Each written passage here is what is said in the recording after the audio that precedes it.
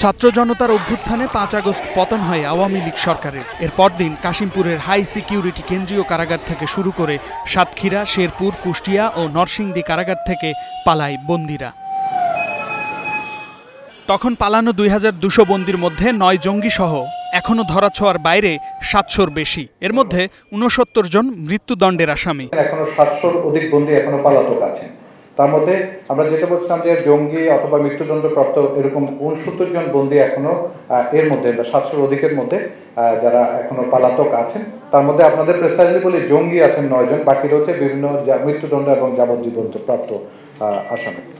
সেসব জটিলতা কাটিয়ে ওঠার চেষ্টা চলছে উল্লেখ করে কারা মহাপরিদর্শক জানান, বাংলাদেশ জেলের নাম পরিবর্তন করে কারেকশন সার্ভিসেস বাংলাদেশ করা হচ্ছে। বন্দী ব্যবস্থাপনায় আধুনিকরণের জন্য কিছু ডিজিটাল টেকনোলজি সহায়তা নিচ্ছে। তার মধ্যে অন্যতম হচ্ছে comprehensive jamming system, mobile tracker, body scanner, লাগ স্ক্যানার, তারপর আপনার বডি ক্যাম, যেটা হচ্ছে গুরুত্বপূর্ণ জায়গাগুলোতে যারা কাজ করছেন কারারক্ষীরা তাদের বডি ক্যাম দেওয়া হয়েছে। এছাড়া আমরা ভবিষ্যতে সাক্ষাৎ, টেলিফোনি, পিসি ব্যবস্থাপনা এগুলোতে সবগুলোতে অটোমেশনের কাজ আমাদের পাইপলাইনে আছে এবং টেলিফোনটা অলরেডি চালু করেছি। সাক্ষাৎকারটা অনলাইন ভিত্তিক অ্যাপের মাধ্যমে যাতে ঝামেলামুক্ত থাকে এটা করতে পারি। 5টা নতুন কারাগার আমরা ইতিমধ্যে চালু করার উদ্যোগ নিয়েছি, 6টা, এবং 2টো কারাগার চালু হয়েছে। আপনারা জানেন কেরানীগঞ্জে বিশেষ কারাগার এবং সিলেট 2, এবং বাকি আরও 4টা কারাগার খুব শীঘ্রই আমরা মেনটেন করে হয়তো বা পুরনো কারাগারগুলো নতুন করে চালু করার